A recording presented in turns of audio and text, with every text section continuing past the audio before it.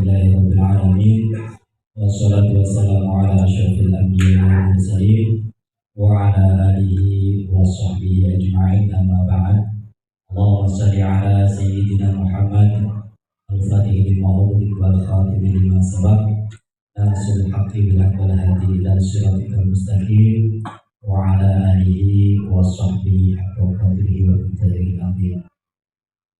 Yang terhormat para hadir ulama, bapak-bapak yang hadir pada kesempatan hari ini, saudara-saudara teman teman-teman kita yang hadir rutinan pengajian setiap malam Selasa. Alhamdulillah kita masih diberikan kesempatan oleh Allah duduk di majelis ilmu yang insya Allah diridhoi oleh Allah Subhanahu wa Ta'ala. Dua kalinya salawat beserta salam semoga tetap tercurah limpahkan kepada junjungan Nabi kita Nabi besar Muhammad Sallallahu Alaihi Wasallam yang telah menuntut kita ke jalan yang benar dengan hati Islam. Mudah-mudahan duduknya kita pada malam hari ini di majelis ilmu pada malam hari ini dapat syafaat dari beliau. Amin amin ya rabbal alamin. Ketiga kalinya, bapak-bapak, kami sebagai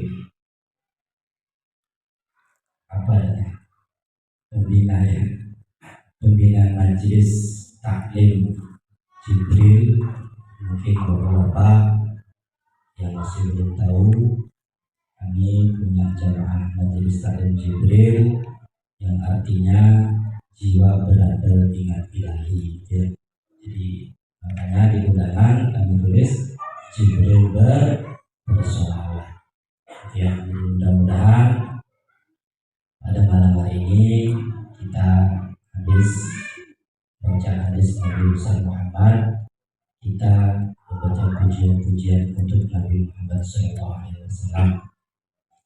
Jadi kami sebagai anggaplah tuan rumah, bapak-bapak hadir di sini, mudah-mudahan langkah bapak-bapak ke sini, duduknya bapak pada malam hari ini dicatat sebagai amal soleh oleh Allah Subhanahu wa Ta'ala. Amin. Untuk selanjutnya kita sekarang baca hadis Arba'in yang ke-23. Bismillahirrahmanirrahim. An Abi Malik Al-Harith bin Asim Al-Ash'ari radhiyallahu anhu qala, jadi Abu Malik berkata, qala Rasulullah sallallahu alaihi wasallam, bahwa Nabi Muhammad sallallahu alaihi wasallam bersabda, at-tuhuru syatrul iman. Jadi Nabi bersabda, suci itu sebagian daripada iman. Pada ulama pensyarah hadis menerangkan suci di sini adalah suci dari hadas kecil, artinya kita masih punya wudu. Jadi apabila kita berwudu atau dalam keadaan bersuci, itu artinya kita punya iman, ya. Jadi suci itu sebagian daripada iman. Jadi banyak para ulama yang mensyarahi kitab ini, ada yang mengatakan bahwa hatinya itu suci, bahwa tuhur syatrul iman, tuhur di sini itu dikatakan ketika kita sholat banyak. Cuman kita menerangkan di sini tuhur itu yang artinya kita punya wudu, gitu ya, dalam keadaan suci.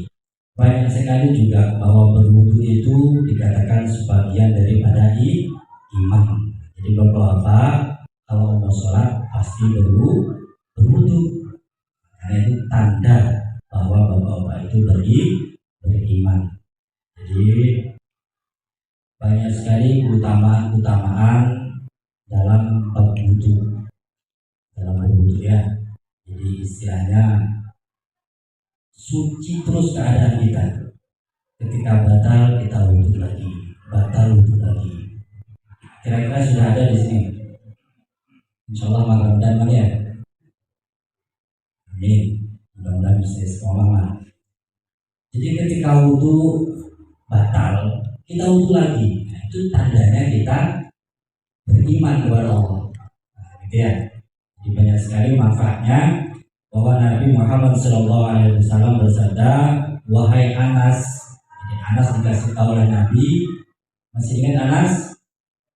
Anas itu termasuk sahabat Nabi dan termasuk apa namanya khodamnya Nabi. Mulai umur 10 tahun ikut pada Nabi dan Muhammad.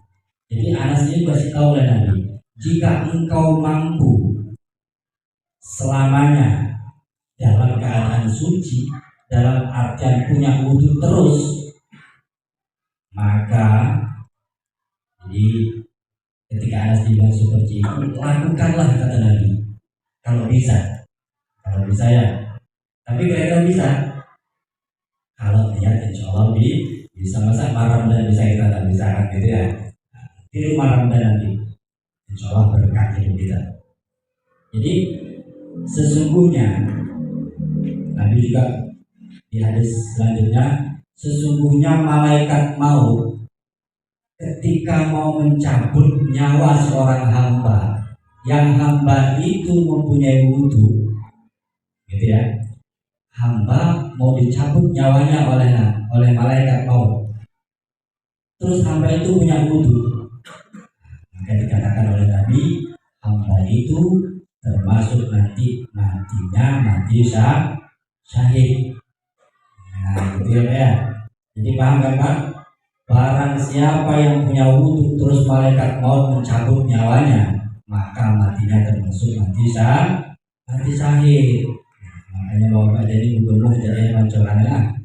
Pancoran sudah banyak air, batal wudhu. Kalau mengelinding bagaimana? Ya sudah, aliyah begitu sini dengan yang wudhu. Kalau bisa, tapi jangan memaksakan di. Jadi sebisanya kita ibadah itu semampunya. Tapi jangan meremehkan, ya semampunya. Jadi apalagi ketika kita punya wudhu aja dikatakan matinya kita itu mati syahid, apalagi dalam keadaan sholat. Jadi mudah-mudahan kita semua yang hadir pada malam hari ini husnul khotimah. Nabi juga bersabda, qala ba'dul arifin man dawama ala wudu'in akramallahu bi karamah. Jadi para arif berkata, barang siapa yang memanjangkan wudhunya, maksud memanjangkan itu terus mempunyai wudhu, jika batal wudhu lagi, maka Allah akan memuliakan dia dengan beberapa kemuliaan. Jadi barang siapa yang memanjangkan wudhunya, maka Allah akan memuliakan dengan banyak sekali kemuliaan. Yang pertama, malaikat rahmat. Jadi malaikat rahmat itu senang berada di dekatnya. Ingat ya, orang yang memanjangkan wudhunya jadi dimuliakan oleh Allah dengan cara yang pertama, malaikat senang berada di dekatnya. Nanti kalau sudah kita dianggap bodyguard, kita sudah malaikat, ini kira-kira bani coba. Nah gitu ya. Di malaikat rahmat itu senang berada di samping kita. Tapi kalau bersilah wudhu, dia tidak senang berarti malaikat. Nah gitu ya. Mudah-mudahan dengan pembahasan pada malam hari ini kita berusaha menjadi orang yang memanjangkan wudhunya. Terus yang kedua, manfaat kemuliaan yang Allah berikan kepada orang yang memanjangkan wudhunya selalu ditulis oleh Allah kebaikan bagi orang yang berwudhu, maksudnya memanjangkan wudhunya. Seumpama sekarang kita berwudhu, terus 2 jam kita batal. Selama 2 jam ini malaikat menulis kebaikan terus kepada kita. Jadi enak ketika kita punya wudhu, gitu ya.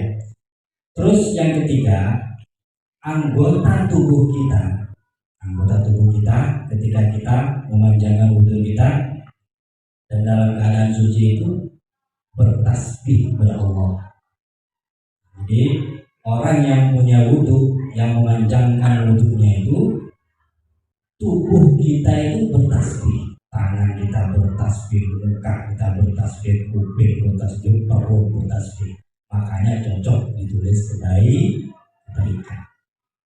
Terus yang selanjutnya, apabila kita tidur dalam keadaan berwudu, Allah mengutus malaikat khusus. Ya. Allah mengutus malaikat khusus untuk menjaga dia dari kejahatan jin dan manusia.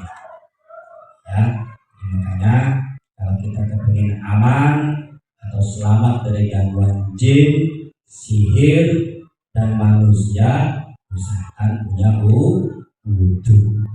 Di malaikat yang menjaga ini nanti.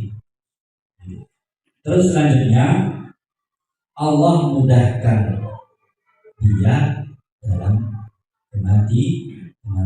Seumpama channel wudhu, terus sudah tulisannya mati, sudah ditulis mati oleh Allah kan, matinya dalam keadaan punya wudhu, dimudahkan matinya oleh Allah.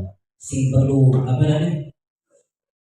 namanya sekarang itu ya, sekarang lama-lama udah perlu cepat dienakkan. Kan kata Nabi, ketika kita sakaratul maut itu sangat sakit sudah. Nah, ketika kita punya wudhu, terus dicabut, enak mati kita, ya. Mudah-mudahan kita bisa melaksanakan apa yang sudah dikatakan oleh Nabi tadi, ya. Belajar dari sedikit-sedikit, tidak usah langsung loncat tinggi, tidak usah, dari hal kecil aja dulu. Yang penting kebaikan, ya. Itu masalah wudhu. Terus selanjutnya, at-tuhuru syatrul iman. Jadi bersuci itu sebagian daripada iman. Walhamdulillahi tamla'ul mizan. Dan kalimat alhamdulillah itu memenuhi timbangan. Timbangan apa? Timbangan ketika nanti kita di akhirat. Jadi mace alhamdulillah itu kata Nabi bisa memenuhi timbangan kebaikan kita di akhirat nanti. Kita sering baca alhamdulillah ya. Selama surah kita baca alhamdulillah sebanyak 33 kali. Jadi enak. Makanya kalau habis sholat itu ketika ada wirid, tegak dulu, jangan langsung mulai apa mengisi timbangan kita itu nanti penuh dengan kebaikan. Terus wa subhanallah walhamdulillah tamla'ani au tamla'anu ma baina sama wal ardh. Jadi para ulama mengatakan timbangan itu ya, timbangan berapa sih besar timbangan di akhirat nanti? Para ulama ada yang mengatakan 2 kali dunia. 2 kali dunia timbangan itu. Dengan kata-kata alhamdulillah, dengan kalimat alhamdulillah bisa memenuhi 2 dunia. Terus di sini dikatakan wa subhanallahi walhamdulillah tamla'ani au tamla'u ma bainas sama wal ardh. Terus apabila ditambah dengan kata-kata subhanallah atau tasbih, subhanallah alhamdulillah, maka pahalanya itu bisa memenuhi langit dan bumi. Pahalanya itu ibarat kalau pahala itu dijadikan bentuk, semuanya kita pahala dibentuk pahala subhanallah alhamdulillah tadi, kita bentuk jadi salon. Anggap bayangan pakai salon ya, berarti gede salonnya ini dari tanah sampai ke langit besarnya. kata-kata kalimat subhanallah walhamdulillah. Enak kira-kira? Enak ya? Oh enak sekali ternyata surga ini ya. Cuma bilang alhamdulillah timbangannya penuh. Cuma bilang subhanallah alhamdulillah pahalanya memenuhi langit dan bumi. Itu enak sekali ngaji sama Jibril gitu. Jadi ingat, nanti kita lanjut.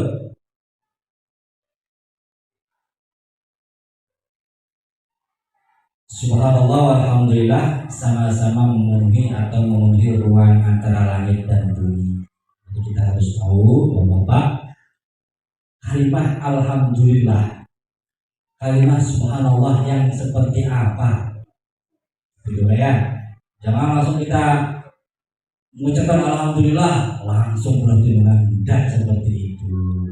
Jadi kita masih ada garis bawah kalimat alhamdulillah yang seperti apa yang mendapat pahala yang bisa memenuhi timbangan.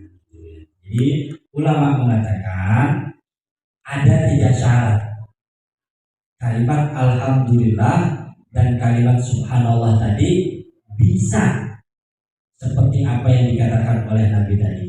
Jadi yang pertama, kalimat alhamdulillah, kalimat subhanallah walhamdulillah yang pahalanya bisa memenuhi timbangan, yang pahalanya bisa memenuhi antara langit dan bumi itu syaratnya yang pertama takwa. Masih ingat artinya takwa? Takwa itu artinya takut. Takut sama siapa? Takut sama Allah. Tapi kalau kita masih ngomongin orang, masih senang berbuat maksiat, terus mengucapkan kalimat alhamdulillah, kira-kira nyampe tidak seperti apa yang dikatakan oleh Nabi? Nyampe tidak Pak? Belum. Ya, karena tidak takwa, tidak takut sama Allah. Artinya tidak takut sama Allah, dia masih berbuat maksiat, masih berbuat dosa. Kayak kita ini, gitu ya. Kita kadang habis sholat alhamdulillah, tapi habis sholat kita apa gitu, mau anak atau gimana berbuat dosa gitu ya. Alhamdulillah yang orang-orang seperti ini, kita ini alhamdulillahnya itu masih belum mencapai level apa yang dikatakan oleh Nabi. Levelnya di mana? Levelnya cuma dapat pahala mengucapkan kalimat yang baik. Kemarin kita sudah diajari oleh Nabi, diterangkan oleh Nabi, kalau kita mengucapkan perkara baik, maka kita dapat pahala dan dapat menghapus dosa-dosa kecil. Itulah pahalanya kita nanti. Ya, jadi biar tidak salah paham. Oh enak, ya enak. Tapi tetap kita harus berusaha mencapai level apa yang dimaksud oleh Nabi tadi. Ya, tetap baca alhamdulillah, tetap jangan bilang rugi baca alhamdulillah tapi masih ngomong orang. Tidak ada ruginya.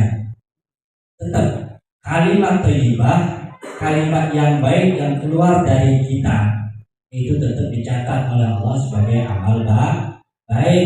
Perkara nanti habis berbuat baik kamu berbuat dosa, itu dicatat oleh malaikat juga berbuat dosa. Berbuat baik lagi dicatat lagi berbuat baik, terus sampai nanti mati, sampai nanti dimintai bertanggung jawab, nanti dihitung di sana mana yang lebih berat, amal baik apa amal buruk. Itulah ya. Jadi jangan pernah bapak-bapak, saudara-saudara mengecam orang yang berbuat dosa dia itu masuk neraka.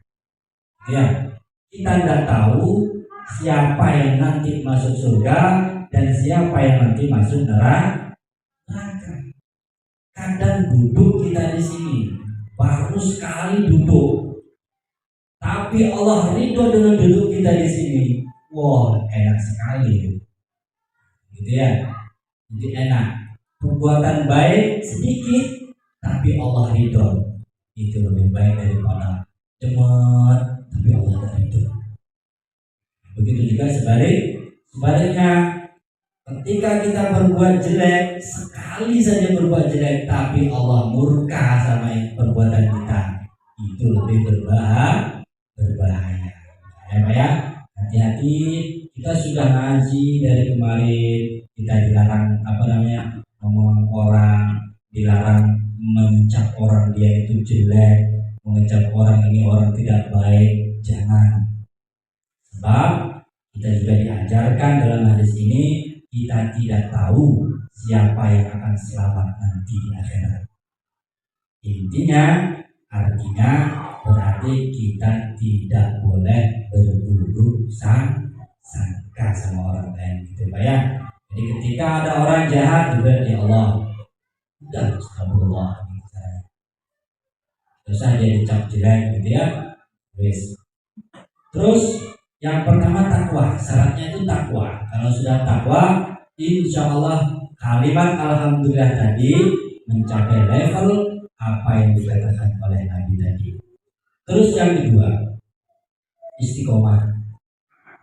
Istiqomah, kemarin kita sudah belajar masalah tentang istiqomah. Artinya istiqomah di sini terus kita bertakwa sama Allah, ya, terus bertakwa, terus mengucapkan kalimat alhamdulillah. Jadi jangan berkecil hati. Oh saya ini pemabuk, oh saya ini tukang maksiat, tak mungkin sholat saya diterima, tak mungkin kalimat alhamdulillah diterima Allah. Jangan punya pikiran seperti itu.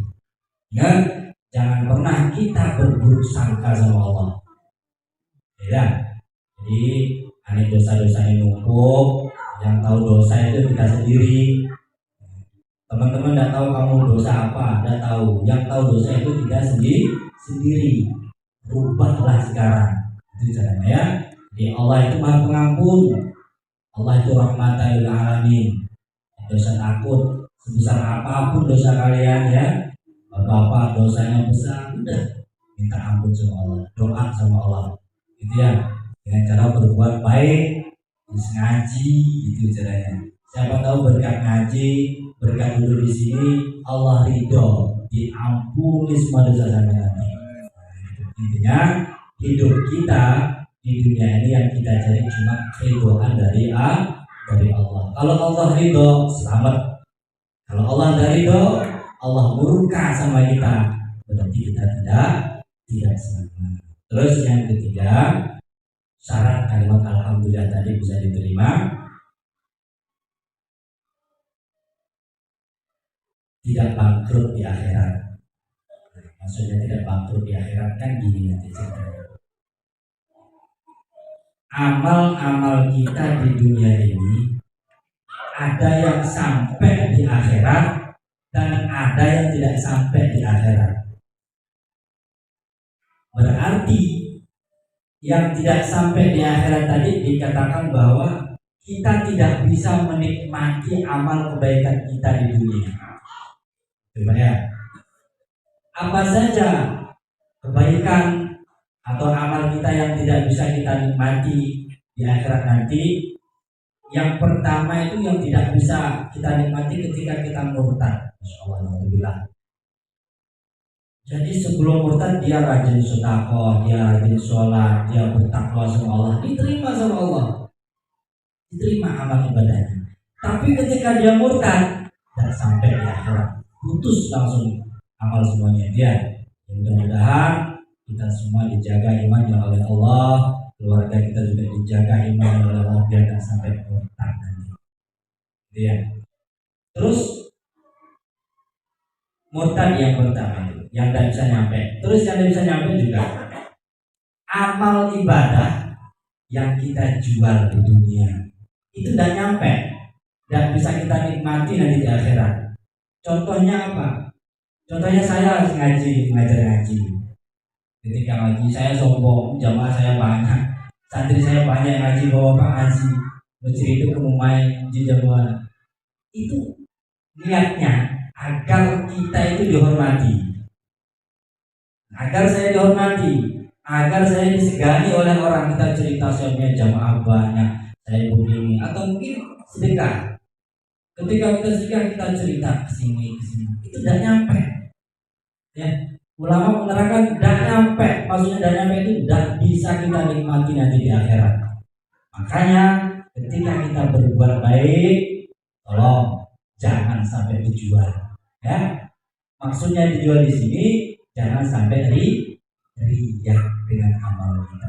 Kalau sudah riya, tidak bisa kita nikmati. Walaupun kita setiap malam kita tahajud, ya, malam tahajud, kita rajin baca Quran, kita rajin zikir, tapi kita riya, kita omongkan, biar kita dihormati, biar kita disegani.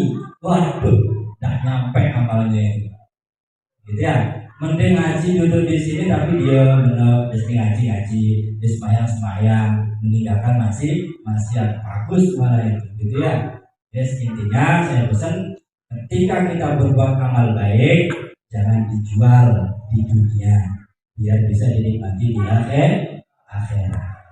Nah, terus yang ketiga tadi syaratnya tidak bangkrut di akhirat. Artinya apa? Ketika kita punya hutang piutang.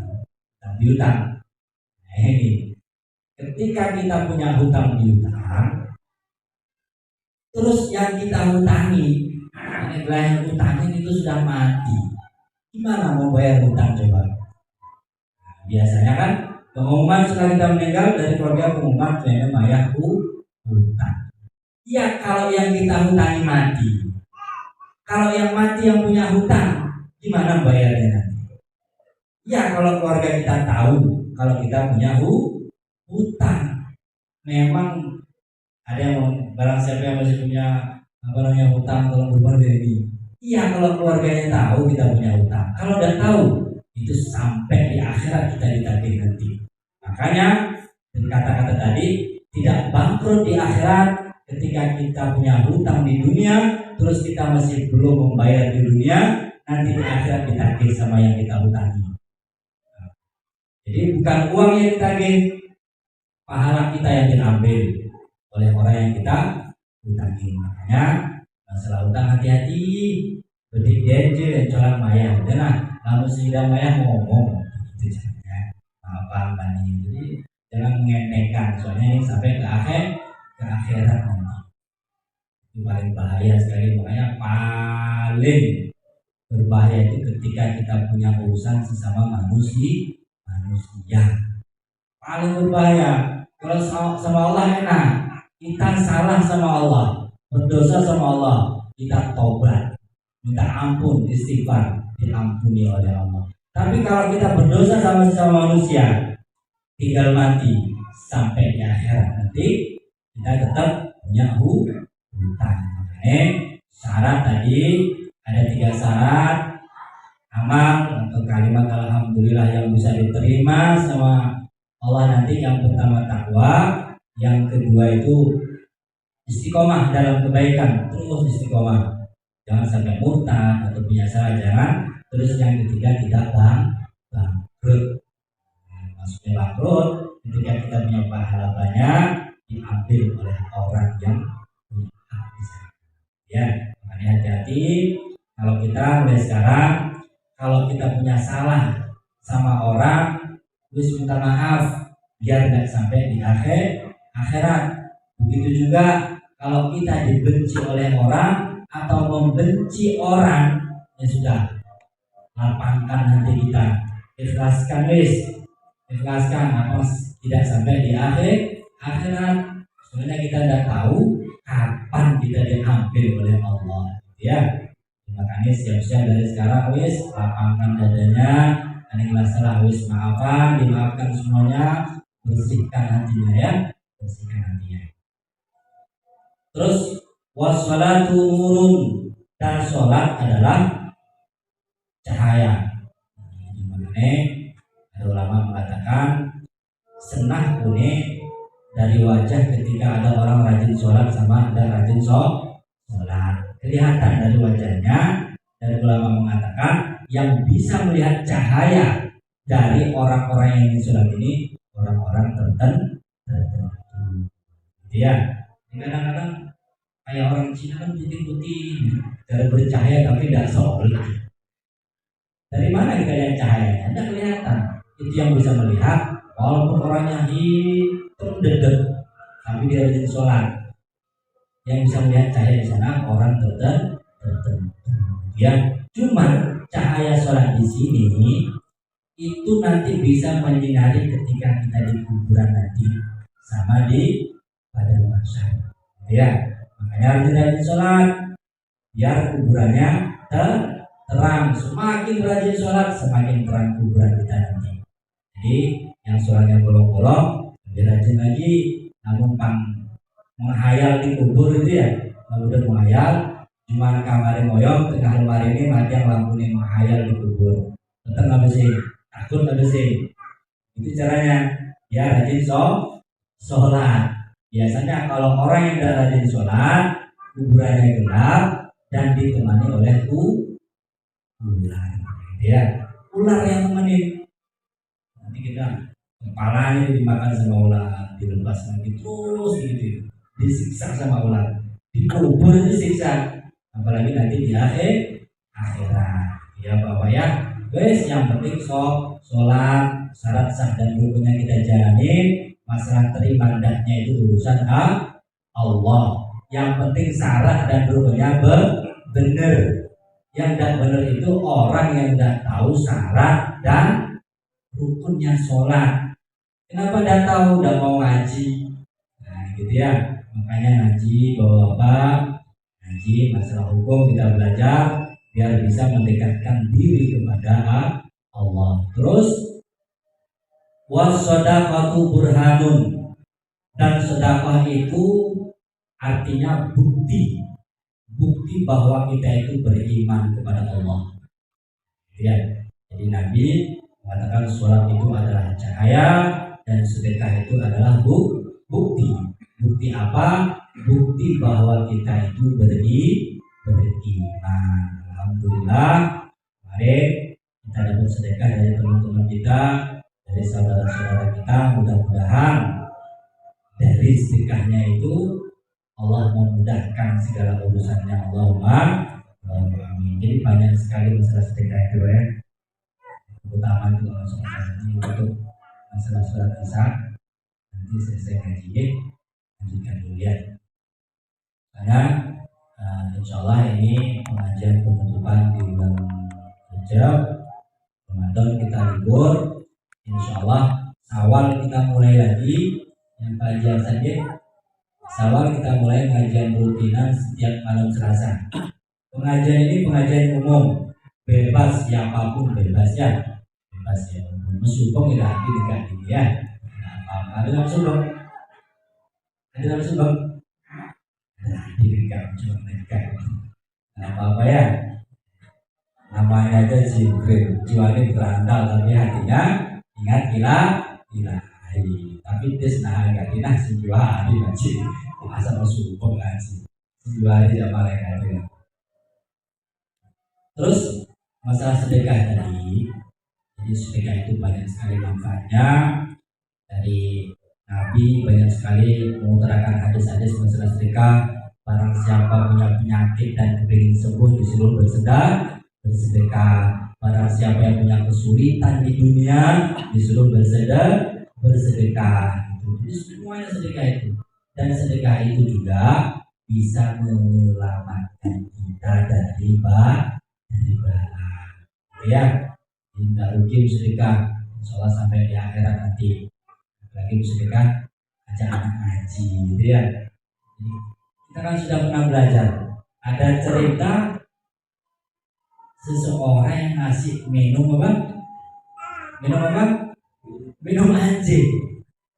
Orang ngasih minum anjing. Perbuatan baik itu diridhoi oleh Allah, surga balasannya. Dan terus kita sedekah di pengajian, kita ngasih minum orang ngaji. Mana hormatan anjing sama kita pengajian? Lebih terhormat orang pengajian.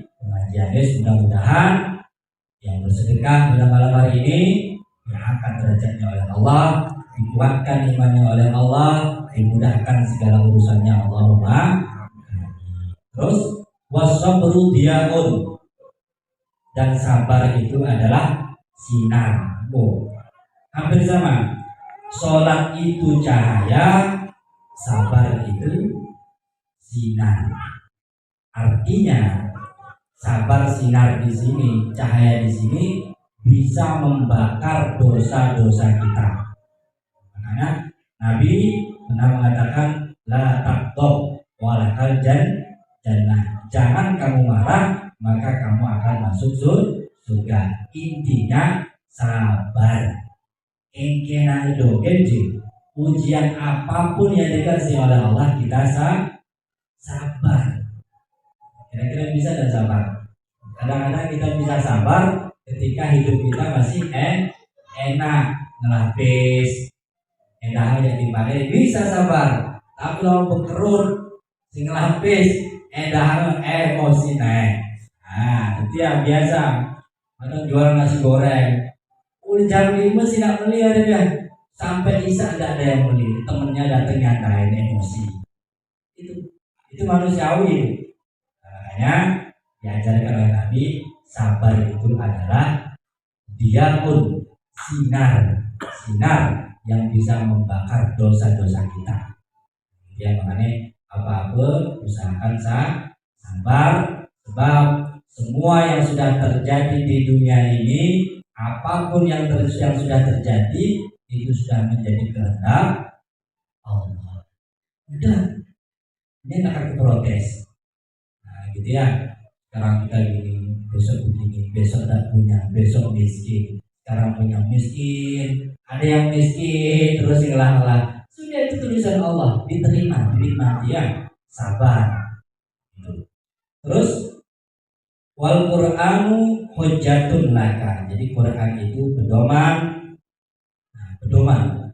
Quran itu pedoman bagi kita au alaika. Jadi Quran itu bisa bermanfaat untuk kita dan bisa juga membahayakan kita. Yang manfaat seperti apa? Quran yang bermanfaat itu ketika kita membaca Al-Quran dengan baik, kita mengamalkan isi Al-Quran dengan baik, bermanfaat bagi kita. Terus yang tidak bermanfaat itu ketika kita tidak mengamalkan isi Al-Quran tadi, dilaknat nanti sama Al-Quran. Gitu ya. Kadang-kadang orang sering ngaji tapi tidak mengamalkan, dilaknat nanti sama Allah. Ya. Terus kullun nasi yaghdu fa bai'un nafsahu famutikuha au mubikuha, rawahu Muslim. Jadi setiap manusia pergi pada waktu pagi lalu ada yang menjual, membebaskan atau memusnahkan dirinya. Artinya ada manusia yang pagi-pagi dia sudah menjual diri kepada Allah. Artinya berbuat baik, ya, menjual diri sama Allah pagi-pagi, ya, itu bagus.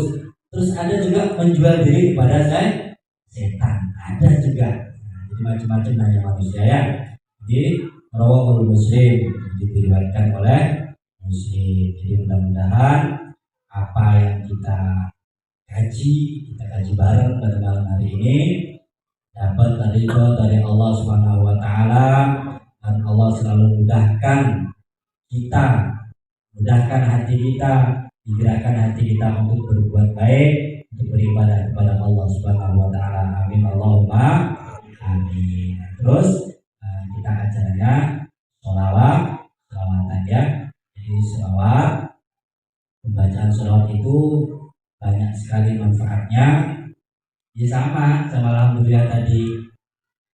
Sama ya. Sama khasiatnya dengan pembacaan alhamdulillah yang katanya tadi memenuhi timbangan. Sholawat juga seperti itu. Jadi membaca sholawat itu semua membaca sholawat, termasuk Allah juga membaca sholawat kepada Nabi. Ini Guru Hadroh. Boleh ditanya ini tujuan sholawat apa? Coba. Tujuan membaca sholawat itu apa? Ini tukang-tukang Hadroh ini Amir ya, biar lebih merasuk nanti. Tujuan sampean sering sholawatan bersama. Tujuannya apa? Hamzah. mengharapkan syafaat Nabi Muhammad. Gitu ya. Apa manfaat? Nah, sekarang tanda tanya, kira-kira manfaat gak kita? Nah, gitu. Kira-kira dapat syafaat gak kita nanti? Gitu ya. Benar? Insya Allah dapat syafaat. Saking hebatnya sholawat. Maju sholawat ya. Maju sholawat. Saking hebatnya itu. Jadi innallaha wa malaikatahu yusholluna ala nabi. Allah itu berselawat dengan membaca sholawat itu tandanya kita cinta sama Nabi. Nah, sekarang cinta itu tempatnya di dalam hati. Sekarang tanya lagi, ada tidak kecintaan dalam hati sampean? Apa cuma sikap Allahumma sholli ala Muhammad, Allahumma sholli ala wa sallim, begitu aja? Di hati ada tidak rasa cinta itu? Sudah ada Herman? Sudah ada ya. Jadi pembacaan sholawat, mati sholawat sudah dapat pahala itu. Walaupun tidak dari hati. Cuman lebih baiknya, lebih afdolnya itu dari hati. Bagaimana caranya dari hati? Tumbuhkan rasa cinta kita kepada Nabi. Bagaimana cara menumbuhkan cinta? Ini kan caranya Nabi. Mencintai Nabi. Itu selawat. Iya bisa. Itu tandanya. Kalau membaca sholawat itu tandanya kita cinta kepada Nabi. Itu tandanya. Nah sekarang caranya biar kita cinta ke Nabi. Jadi gimana caranya kan? Terus ini nggak usah jauh-jauh ke Nabi. Bagaimana dulu ketika kita cinta kepada istri kita, adik istri semuanya tahu jawabannya kan? Kenapa kok cinta sama istri kita dulu? Apa aja adik teman yang pernah dengar? Ya karena kita tahu istri kita tahu istri kita cantik kan itu aja. Nah sekarang kita tahu Nabi Muhammad dan tahu Nabi Muhammad. Wajar kalau kita cinta sama istri kita tahu istri kita itu cantik menurut kita karena cinta. Kalau tidak cinta ya bodoh tetap. Gitu ya. Karena cinta yang membuat cantik. Tumbuhkan dalam hati kita tuh cinta Nabi. Caranya kenalin Nabi kita. Gitu ya. Kenalin Nabi kita itu seperti apa. Cara mengenali ya sudah dibaca nanti sejarah-sejarah Nabi itu seperti apa. Jadi biar apa? Rasa cinta. Sekedar masukan, sekedar apa ada raba-raba dalam hati. Oh Nabi itu ternyata seperti ini. Jadi Nabi itu rahmatan lil alamin ya. Dirahmati semua umat. Jelema sing ngaji dirahmati oleh Nabi. Jadi banyak cerita kisah-kisah Nabi. Nabi itu tidak milih-milih bagaimanapun hambanya. Yang penting cinta dan mengakui Nabi, Nabi juga mengakui hamba tersebut. Ada sahabat yang hobinya, yang sukanya tidur di emperan masjid. Ketika Nabi datang mau sholat, yang paling pertama salaman yang itu. Nabi datang bangun salaman, habis bangun dan sholat tidur lagi. Gitu ya. Padahal tidurnya di masjid, tapi sholatnya bolong-bolong. Tapi paling pertama salaman Nabi karena cintanya, saking cintanya Nabi dari masjid Nabi datang salaman. Pada suatu saat Nabi habis sholat didatangi oleh sahabat tadi, ditarik, ya Rasul, apa? Kapan kiamat? Orang yang senangnya tidur di masjid, yang rutinitas ketika Nabi datang dia yang paling pertama salaman. Kadang tidur lagi, kadang ikut sholat. Nanya kapan kiamat? Kan lucu. Kenapa kok nanya kiamat? Sudah punya bekal kamu, kata Nabi. Saya tidak punya bekal apa-apa ya Rasul. Saya cuma bekal satu, yaitu cinta sama engkau ya Rasul. Cinta toh. cinta aja Nabi, tapi apakah kau cinta kepada kami ya Rasul? Kata sahabat tadi. Nah, terus Nabi jawab, ya saya cinta kepada kamu. Ya sudah, kalau cinta sama saya, nanti di akhirat ya Rasul, masa kamu tega melihat orang yang kamu cintai di neraka? Kata sahabat tadi. Ya sudah, tidak mungkin tega saya. Nanti kamu saya ajak ke surga. Itu kata Nabi. Itu dulu. Dan sekarang kita bisa tidak seperti itu. Jadi makanya saudara-saudara, janganlah kita meniru orang-orang dulu itu, karena dulu dia masih ada Nabi, gitu ya. Dan sekarang tidak ada Nabi, tapi insya Allah dengan sholawat, dengan menumbuhkan rasa cinta kita kepada Nabi dan tanda-tandanya cinta itu kan sudah tahu kita kan.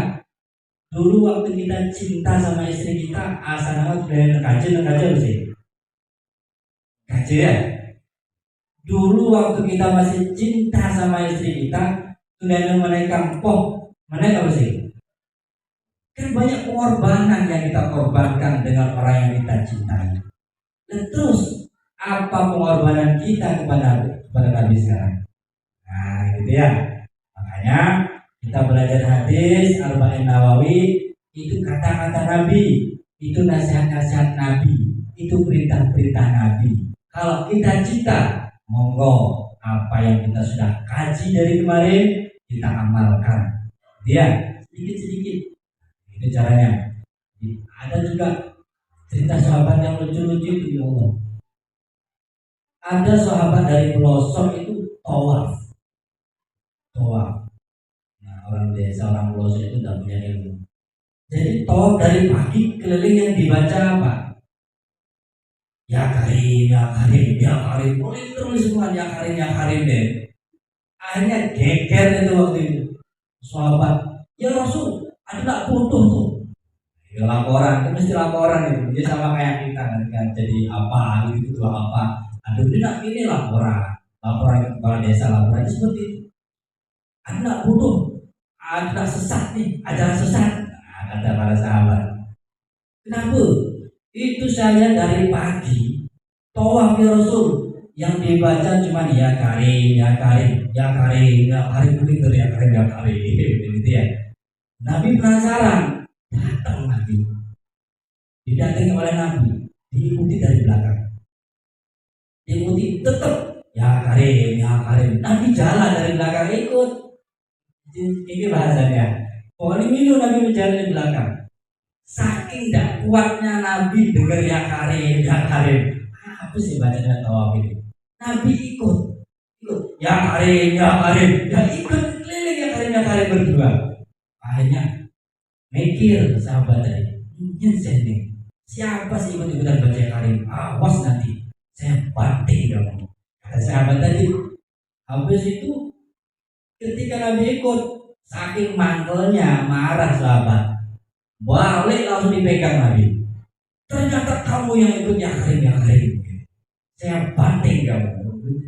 Lu begini balik di belum, saya banting kamu. Ditanya sama Nabi, kenapa kamu kok baca ya Karim itu kenapa? Ajaran dari mana? Kata Nabi, saya ini baca ya Karim. Saya cinta kepada Nabi saya, kata sahabat. Dan bingung Nabi. Emang Nabi kamu siapa? Nabi saya Muhammad bin Abdullah, kata sahabat. Berarti Nabi Muhammad. Ditanya balik, kamu tidak kenal sama Nabi Muhammad? Saya belum pernah ketemu sama Nabi saya, kata sahabat tadi. Akhirnya Nabi nangis. Dalam hati berkata, ya Allah, ada ternyata umatku seperti ini.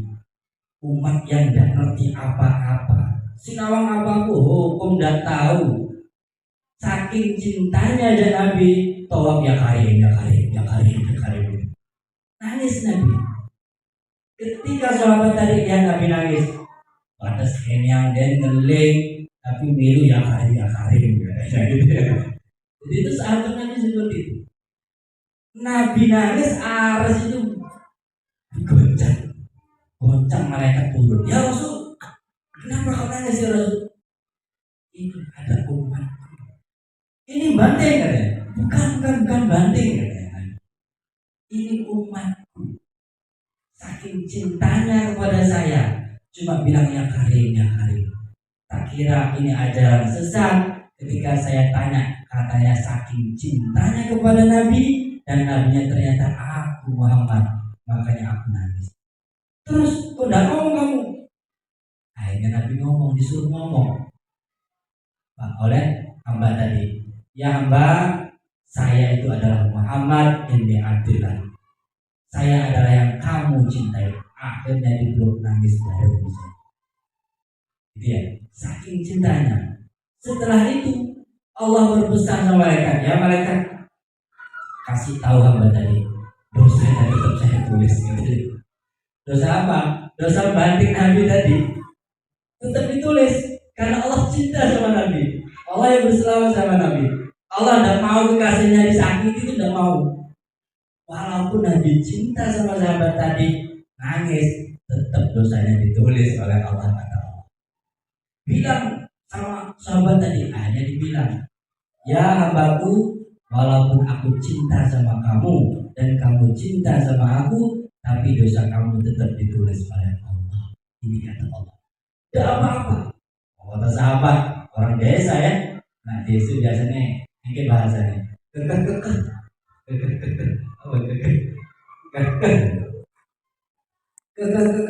Bang, tidak apa-apa ditulis. Yang penting saya cinta kepada Nabi ya Rasulullah. Monggo sesuai rencana tadi ya. Jadi berkat cintanya dia ngaku, ya Rasul, saya ini orang bodoh, tapi saya itu cinta kepada engkau. Saya di desa saya itu paling pintar katanya. Saking pinternya saya baca doa ya Karim, doa makan ya Karim, sampai tawaf ya Karim doanya. Saking cintanya kepada Nabi. Dengan cinta tadi, makanya Nabi Muhammad juga ikut cinta. Yang susah itu kita cinta sama Nabi, tapi Nabi belum tentu cinta sama kita. Itu yang susah. Dalam bahasa anak muda, cinta sendirian. Kiki, tidak enak cinta sendirian kan? Lahir teman depan itu teman, kalah sakitnya itu di sini. Nah, sudah gitu ya. Mudah-mudahan berkat membaca sholawat nanti, hati kita itu dibukakan oleh Allah untuk menjadi hati yang baik, hati yang lembut, ya. Hati yang mudah melaksanakan kebaikan, yang mudah untuk mengamalkan apa yang sudah diperintah oleh Nabi dan menambah kecintaan kita kepada Nabi Muhammad. Jadi sebelum kita tutup pengajian malam ini, mari kita selawatan asrokaran dulu ya. Jadi mudah-mudahan dengan asrokaran ini kita dapat syafaat nanti dan menambah cinta kita kepada Nabi Muhammad SAW. Monggo